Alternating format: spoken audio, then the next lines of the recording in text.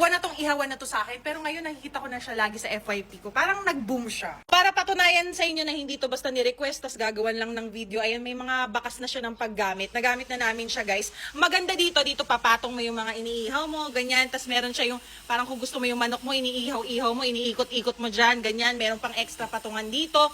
Tapos yung mga durog na ashes or mga uling, ayan, dyan siya pupunta, oh, parang may nakikita kang square dyan sa ilalim, di ba? Tapos, yun nga, natatakpan siya. Ayan, may takip siya. Pero na rin yung indicator ng temperature dito. May gulong din yan, guys, kung gusto nyong dalhin kung saan-saan, i-move siya, pwede. Kung gusto nyo naman, guys, na automatic yung pag-ikot nito para tuloy-tuloy yung ikot ng manok nyo, ay lalagyan nyo lang yan ng baterya dito, may on and off dyan. Iwasan nyo lang, guys, matamaan to ng mga sharp objects. Nakita nyo, hindi ganun kakapal ang kanyang pintura, medyo mabilis siyang mabangasan. Kakapal yung bakal niya, pero yung coating ng pintura hindi. Mahilig mag-ihaw dito sa bahay. Ilang beses na namin to nagamit, pero nakita nyo naman, okay pa rin naman siya. At saka, ang pinakamaganda dyan is meron na siyang saluhan ng uling dito. So, hindi nyo na kailangan lagyan ng buha-buhangin. Dyan nyo naman, guys, ipapatong yung mga tapos nyo ng ihawin. Pang business nyo man o pang bahay, or gusto nyo ng karayan kahit saang outing kayo magpunta, perfecto.